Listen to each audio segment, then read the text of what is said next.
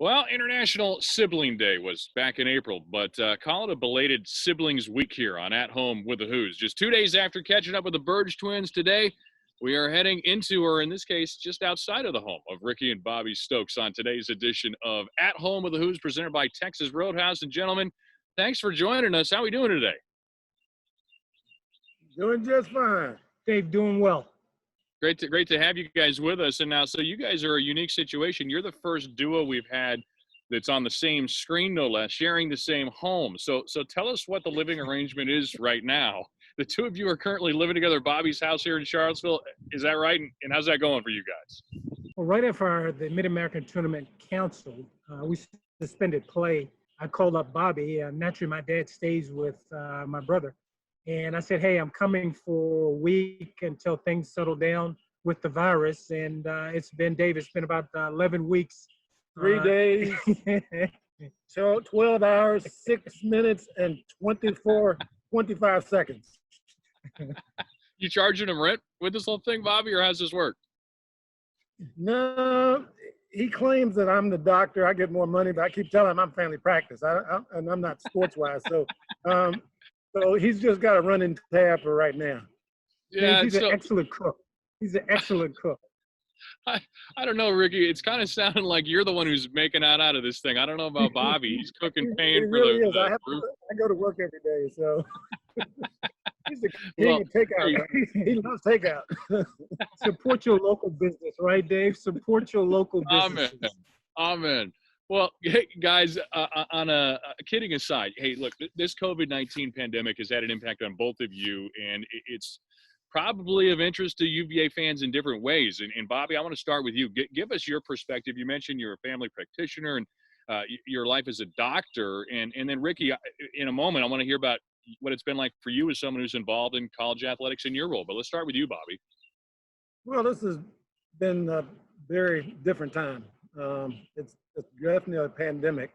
It's a very serious time, and I wish people would take it a little bit more serious than they seem to be. It's affected us as far as continuity of care of our patients.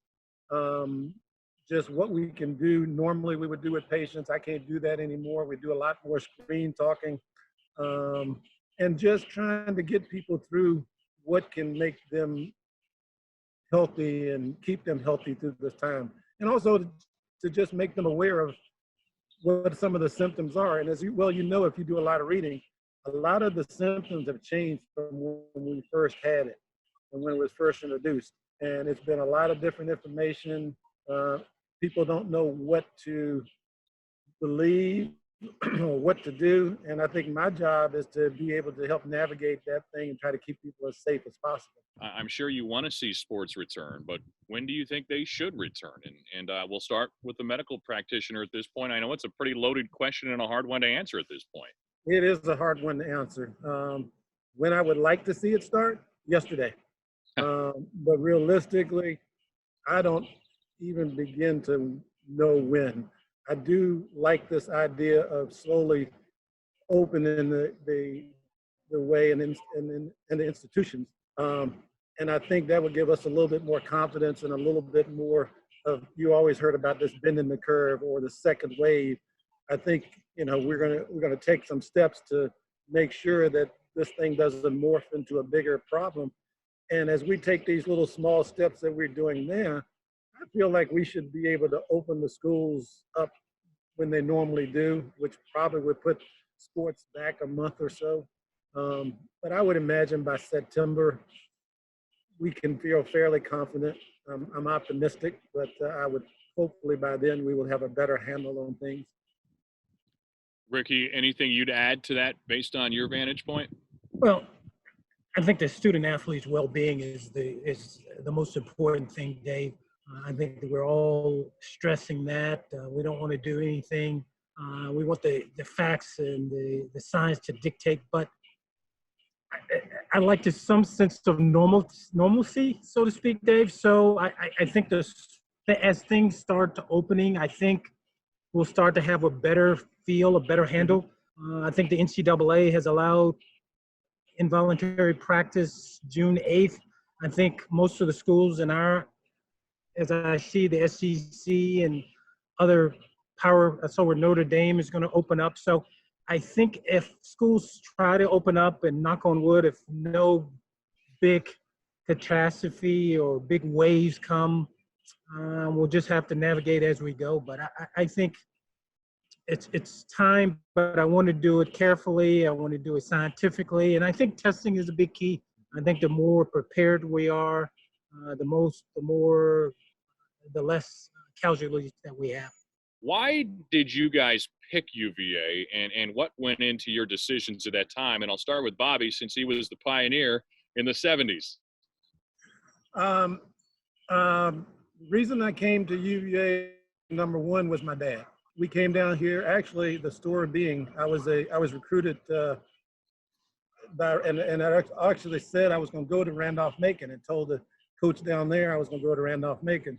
Well, to make a long story short, I came here, and that weekend, Coach Holland offered me a scholarship.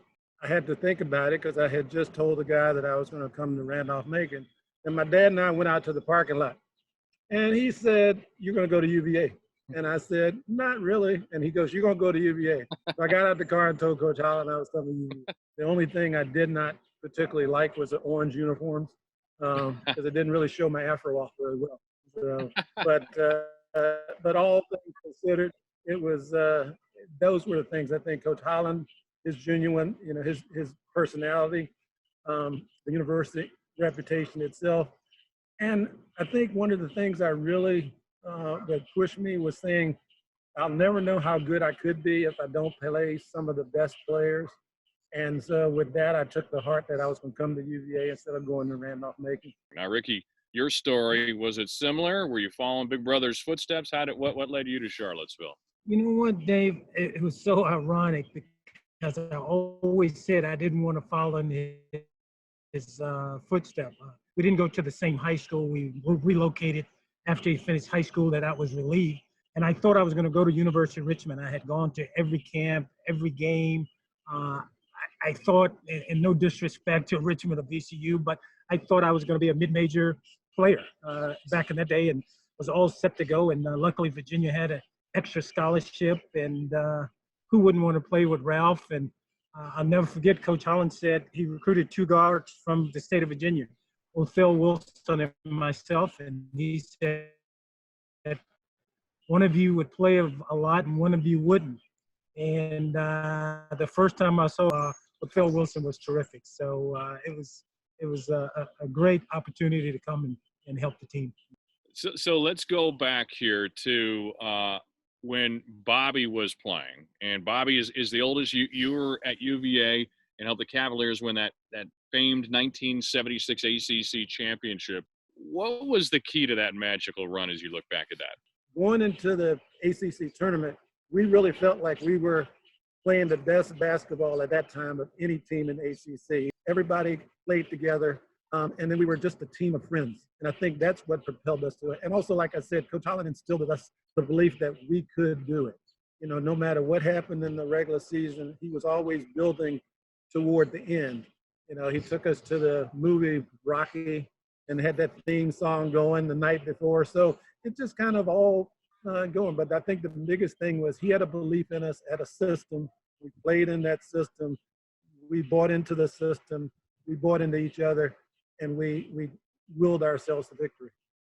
And amazing, all those years later, 40 years later, the next coach that would take you to an ACC championship in that tournament, a big Rocky fan in Tony Bennett. So kind of funny how these things all play out. But and obviously it was a big moment in the school. But I want to shift the attention now to your brother, Ricky, again for a moment. We've all been glued to the TV more during this stretch probably than in certainly a long time. And I don't think anything's drawn bigger audiences than the recent ESPN documentary on a guy that you played against. And I got to get your take on the Jordan the documentary Last Dance. Did you watch it, and what were your thoughts? Oh, man, who didn't watch it? I mean, what else were you doing if you weren't watching that? I said one of the nicest things is being here 11 weeks with my brother is having an opportunity to watch television together. I mean, go figure. We haven't done that since we were I have the remote control. So it's my house, so I got the remote. So, but I mean, I just think that was a great time for the ACC. I mean, I guess I'm a purist when it comes to heart. When you think about the ACC tournament, just think about the talent that came through the ACC I tournament mean, back then. Michael Jordan and James Worthy and Sam Mm. Perkins, and it was really great rivalries. I mean, it was, in the '81, and I don't know, we're talking about games, but the '81 comeback, and that's one of my memorable games, wins as a team. We came back to beat Carolina. We were down 14, 16 points. Typically, that's what they always do, and they've come back to a few years later to do that. I think that was one of the games they showed, but just a lot of great rivalries there. And Michael Jordan Yeah. wasn't a bad player either. Hey, speaking of Last Dances, this weekend, as part of our Wahoo weekend, we're going to be re-airing a couple of radio broadcasts from games that you were involved in, Ricky, on WINA and on the UVA mobile app, including Ralph's Last Dance at U-Haul back in '83. I know that was a wild game, and I got a chance to catch up with a teammate of yours, Jimmy Miller, and asked him a similar question, but going into that broadcast. But what do you remember most about that game?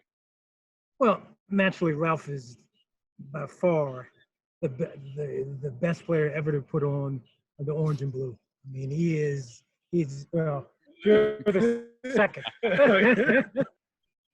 So I think his last game, we all felt so much pressure to play well to win it. I mean, that's, forget Craig as well, but there was a lot of pressure to win the last home game for the seniors, fourth year people. Yeah, and so, is this thing all seems to go full circle with you guys here on so many of these levels, but you both have children that would go on to graduate from UVA. How proud did that make you guys to carry on that legacy even more? Unbelievable proud moment. I've had 3 girls that graduate here. All of them went through here, got great education, great times here at the university, and have grown on to be just fantastic young ladies. My daughter Sydney, growing up in Philadelphia, and everyone in our family had gone to UVA. Naturally, my daughter wants to do something different, so she goes to Syracuse. So after freshman year, she knew she didn't want to stay at Syracuse, but as punishment, I made her stay the entire year during the winter. And so typical coach, you're gonna do it no matter what. So you made a commitment, you're gonna do it. And she always wanted to come to Virginia, and so she comes back, and we're walking across grounds, and she says, unbeknownst to me, "Hey, Dad, I might want to work in the basketball office." And I'm gonna give a lot of credit to Coach Bennett and his staff. So I said, "Okay, well, I'll make a call. Jason Williford, everyone knows Jay Willie, and Ron Sanchez." I called and say, "Hey, I'm over here on the grounds, on the lawn. My daughter's interested in maybe helping out in the office." And they said, "Okay, stay right there. We're going to pick you up." I said, "I can catch the bus." They said, No, we're going to pick you up." So they picked me up. Both guys picked me up, give me the royal tour. And both guys said, if she wants to be, help out, she can. Coach Littlepage calls me up one night at the home. He said, "Hey, is Sydney a manager?" I said, "Oh, no, she's not a manager. She works in the basketball office. She's not a manager." He said, "No, she's retrieving balls. I think she's a manager." So after that, I called Sydney. I said, "What are you doing?" She said, "Dad, I wanted to be a manager." So, and it couldn't have worked out any better. Talked to the Burge twins, who played in the early '90s for the women's team, and they felt pretty confident that they would come out on top in a game of 2-on-2 with you two. So now is your chance for the last word, gentlemen. Bring it on. They got no shot. No shot whatsoever. I don't care. They got to go full court, though. We're not playing half court where they could just lob, but we'll foul. I mean, we'll foul them, but they couldn't bring. We're running jump. We'll do all. Yeah, we can still go. We can still go a little bit. We can still do it. So man, when he was in med school and I was undergrad, we played intramurals together. So we won. We won every championship after. We used to win all the championships. Yeah, so we still got it. Your favorite play or game in your time at UVA, and we'll start with the elder statesman, Bobby. Go. My favorite game was when I hit the free throws at Landover. Had to be the highlight of my career. and there's so many. The Georgetown, the Final Fours, but probably the Eastern region in '84 when I didn't box out. I got the rebound and raced down the court, and we were headed to the Final Four. But that's a tough question. Who is your all-time favorite UVA athlete? Ricky, you get to lead the way this time. Oh, it has to be my brother. You know, Most ridiculous fight you ever had with each other was what? Most ridiculous fight? I don't think we've ever been in a fight. I don't think I've ever been in a Never fight. been in a fight. I did push him into a fire once, but other than He did. He did. He did. Yeah, it was just a little. It was just a little shove. I didn't mean to knock him into the fire, but it did. And you shot me with the BB. I did shoot him with the BB. Yeah, I did. You shot me with a BB. Your favorite place on grounds when you were at UVA was where? Living on the lawn, 6 East. Living on the lawn, 6 East. We lived in the same 5 years apart. 5 years apart. We lived in the same room. Same room. Actually, they didn't even have to change the initials. It was RS for me, then Ralph came, and it was RS for Ralph, and then with him, we all three same initials on the same room. Obviously, Ralph had to have a little redecoration, but for us, it was an honor. There it is, the Stokes boys. Gentlemen, it's been fun. Thanks for joining us today. Love the backyard. We'll have to do an outside at home with the Who's another time, but it's been fun talking with you guys. Hey, Dave, and thanks for carrying Jimmy Miller all these years. I know it's a tough job, but somebody has to do it. So you do a great job covering up for Jimmy Miller. Oh, hey, you know what? Your back gets tired after a while, but that's what aspirin's for. So hey, we know the feeling. I know the feeling well.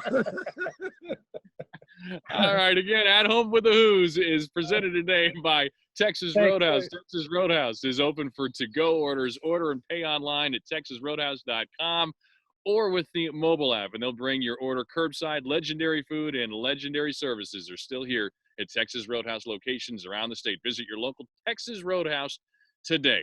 Join us next week. We'll catch up with another guy that played on those early 80s teams and now coaches the Dallas Mavericks when Rick Carlisle joins us to talk Who's and the NBA.